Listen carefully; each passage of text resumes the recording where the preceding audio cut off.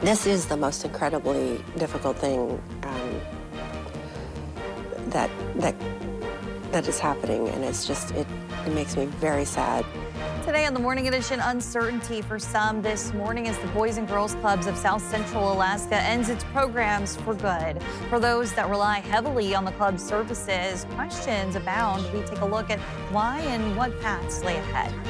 Plus, the governor issues a disaster declaration for the Matsu Valley following the destructive windstorm that swept through over the entirety of the past weekend. If you were affected by the storm, we'll tell you how this can benefit you. And later, Christmas has always been trademarked by beautiful music and talking to family and loved ones. But what about those who can't hear? These children growing up signing have found their own Santa that talks to them in their language, shaping some positive memories. We'll take a look as the Morning Edition starts now. Good Thursday morning, everyone. Thanks for waking up with us today. We're waking up to another day of that bitter cold, Aaron. Yeah, thankfully not as cold as yesterday morning. We've seen those winds that were increasing yesterday evening into this morning. That's keeping temperatures several degrees warmer. With that said, still cold outside. You can see currently sitting at 18 degrees, which is about, for many areas across South Central, about 20 degrees warmer than this time yesterday morning. That is the power of those winds that we've been seeing through the night, and nothing too terribly strong. Max winds this morning about 14 miles per hour in Anchorage, although we have seen some higher wind speeds through the night into early this morning. 7 degrees currently in Wasilla, 13 in Talkeetna. As those winds die down this morning, don't be surprised to see temperatures drop about 5 to 10 degrees. We're at 6 below in Portage and 22 degrees in Valdez, while the cold spot continues to be the Copper River Basin. This is where we do have that cold weather advisory, 34 below currently as you step outside this morning. But when you factor in those winds, max wind gusts have been 28 miles per hour in Anchorage, nearly 40 miles per hour in Palmer out towards Seward, while Valdez has seen winds gusting up to 50 miles per hour. When you factor in those winds, it does feel colder outside. You can see it feels like 4 degrees in Anchorage, 3 below in Wasilla. So thankfully not too terribly cold, but we are seeing some of the coldest locations in terms of wind chill from Soldotna out towards Golcana, where those wind chills remain well below zero this morning. So just bundle up as you head outdoors. Those winds do taper off throughout the day. We'll see a brief lull in those winds, and then they do pick right back up as we welcome in the weekend. And we could be talking about an extended period of a couple of days starting this weekend and lasting into next week, where winds will be an issue across South Central as those gap winds do increase. But today, as those winds die down, you can expect to see temperatures dropping back into the single digits and the teens. Some locations may warm into the 20s today, but largely expecting to hold on to some of those cold conditions. And those 20s we'll see will occur early this morning. Once those winds die down, those temperatures will drop. I'll have more on that in that 7-day forecast for you coming up. This morning's top story, one of the state's most recognized youth organizations is closing its doors, leaving families searching for childcare and after-school options.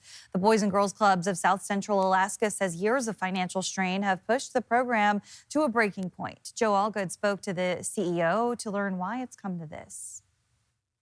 The unfortunate announcement that the Boys and Girls Club of Southcentral Alaska is closing might come as a shock to those who rely on its child care services and programs. And by the end of this month, they're going to have to look elsewhere for those same services. Unfortunately, just looking at the situation and having to make the painful decision that the board did, we need to cease operations, and we need to look to restructuring in a different way. From changes in funding streams to inflated costs and a decrease in contributions, CEO Susan Anderson said a string of challenges left the Boys and Girls Club of Southcentral Alaska financially flailing. We relied heavily on federal funds, so that environment has changed throughout the years, and especially just recently.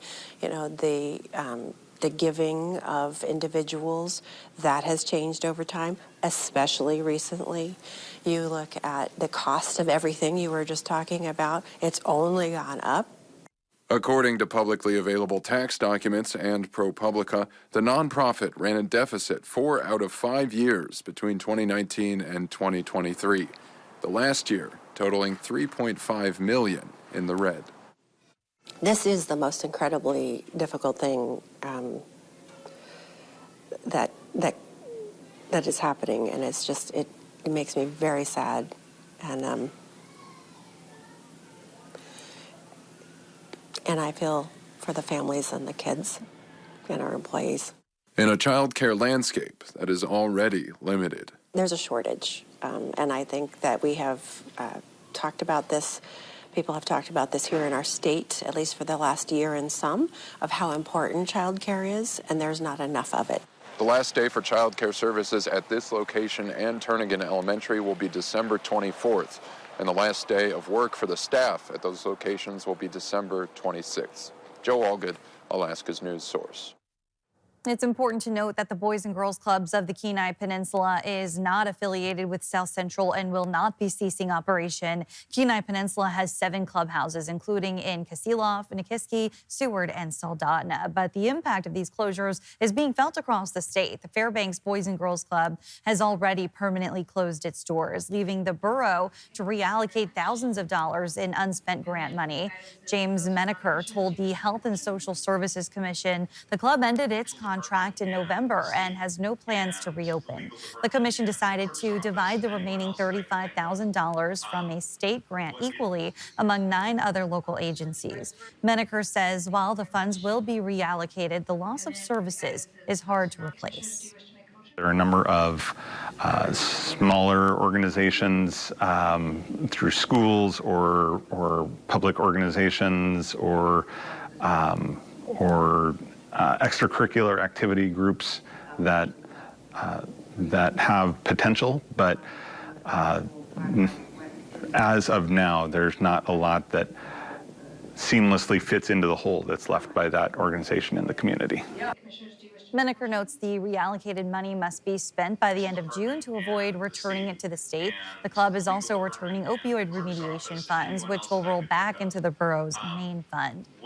Governor Mike Dunleavy issued a disaster declaration for the Mat-Su borough after days of relentless winds tore through the region, damaging homes and infrastructure.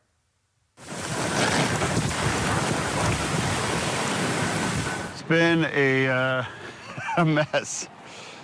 It's going to be, several months before we figure out when we can open again. Recent wind blasts across the borough, snapping power lines and forcing many families into days without heater water. The governor's order now opens state disaster recovery programs for the Mat-Su. That includes individual and public assistance. Homeowners will soon be able to apply for grants. Officials say if your home was damaged and you can safely begin repairs, you should start on that as soon as possible. The first thing that you want to do is take photos and videos of the damage, make a list of those damages. If you get any type of estimates or have receipts for materials, keep those. Contact your insurance company and then have all of that documentation ready when you apply. The state's individual assistance program is available to eligible families in the Valley in the coming days. Well, the son of a tribal judge is wanted after Alaska state troopers say he kidnapped a tribal police officer in Tuksuk Bay. Adelmi Ruiz joins us with that story. Adelmi. Kristen, troopers say 44-year-old Adrian Kalukiak forced Officer Gregory Carl into a vehicle at gunpoint on the night of November 29th.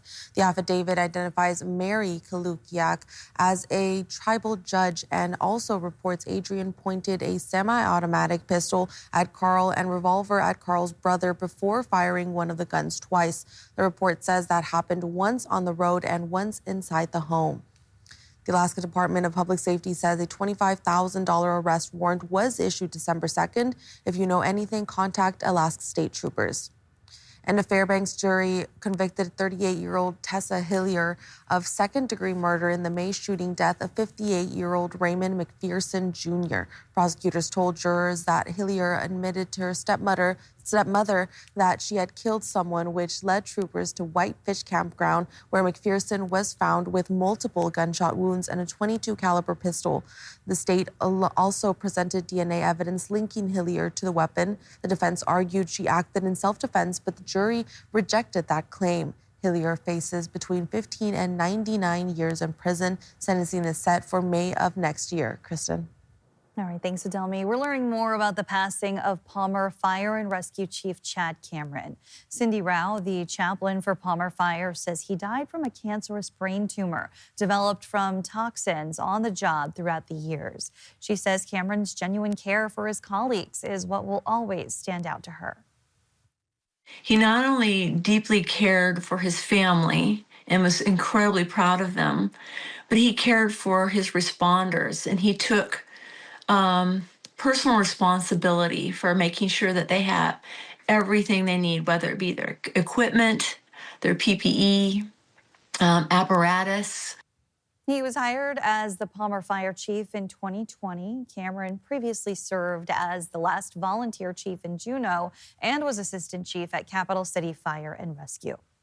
Just ahead on the Morning Edition, are you anxious to hit the slopes and get some skiing done? We went up to Hatcher Pass to see how the conditions are there. We'll bring you the updates next.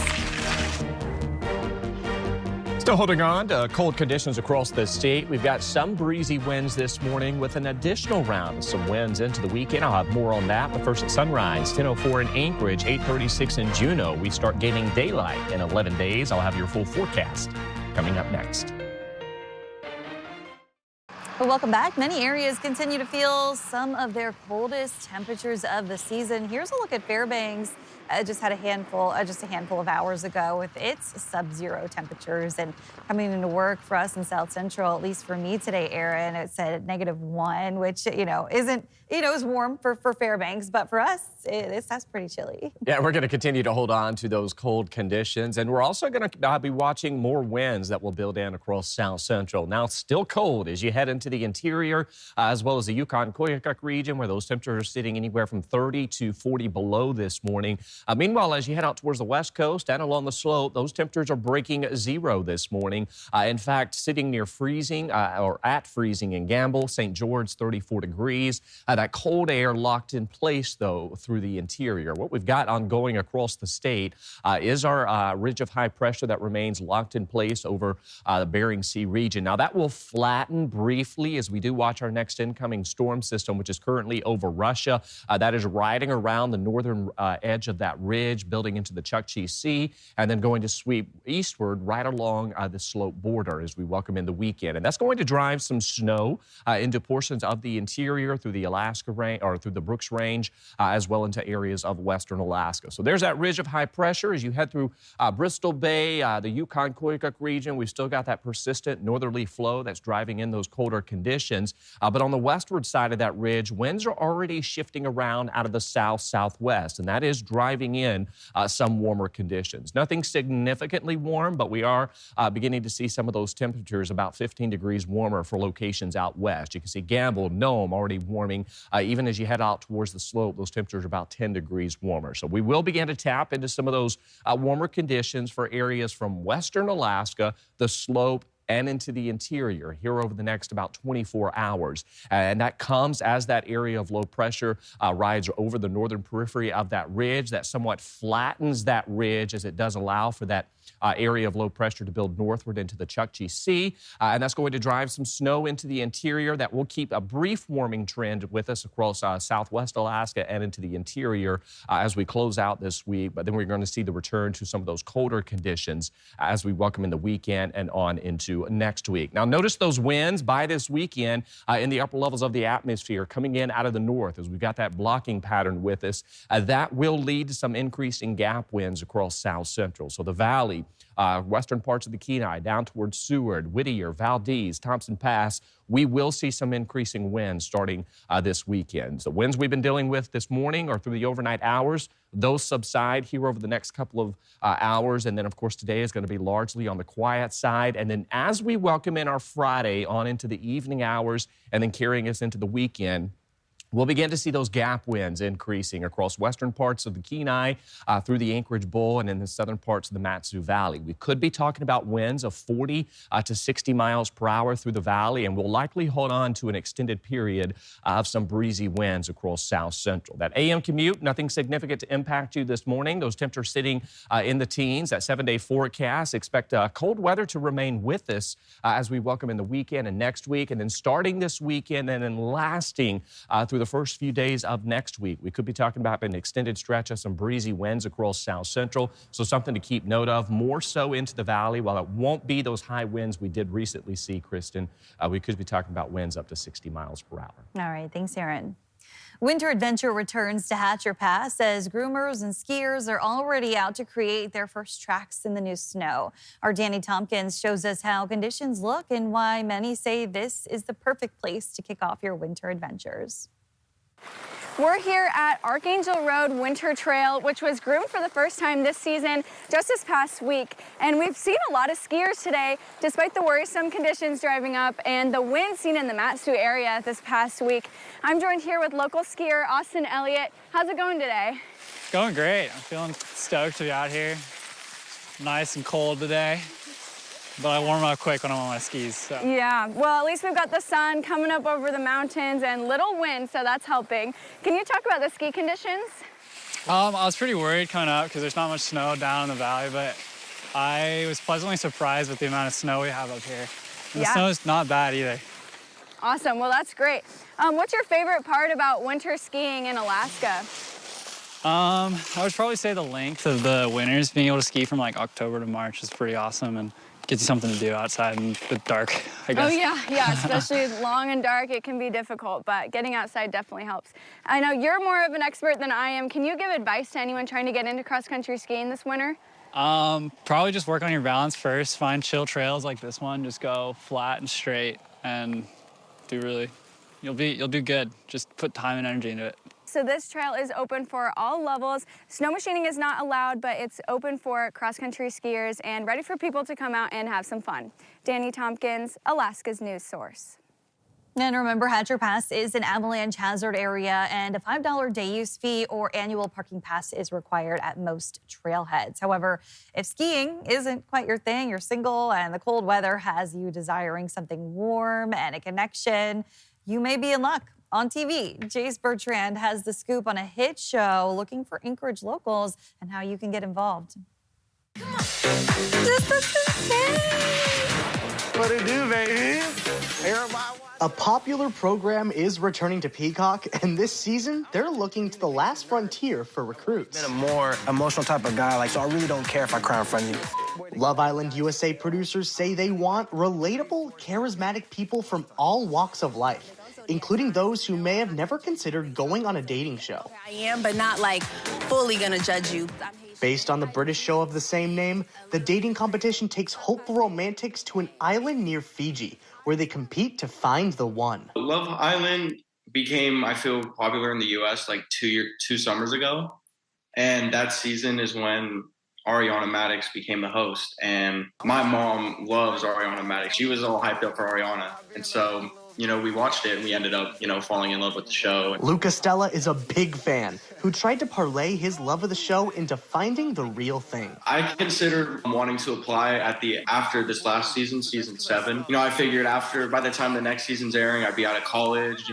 It seems like a very unique experience. The process for applications starts with a long questionnaire. It's about a 70-question thing, and it asks you a lot, like in a wide range of things too, like from things like celebrity crushes or why you think you're single. They ask you to also submit 3 photos of yourself within the last year, and then you have to submit a 30-second video of you describing yourself. And your hopes of making the cut? A lot of the people that are on there, like some of them have ties with certain celebrities, and like some of them are big on, social media platforms. So I feel like a part of it, I feel like the bigger you are, the easier it is to get on. But I think if you're a good enough personality and character and they think you're going to be good TV, then I feel like why not? Why wouldn't someone like that get cast as well? It's worth a shot, and honestly, escaping the Alaska cold for a unique experience in paradise, it honestly sounds pretty good right about now. Jace Bertrand, Alaska's news source. It's not really my show, but maybe I'll watch if some Alaskans are on there. Thanks for listening to our podcast. Click subscribe so you can get the latest podcasts from Alaska's news source automatically and stay up to date with breaking news and in-depth reporting available for free 24/7 with the Alaska's news source app.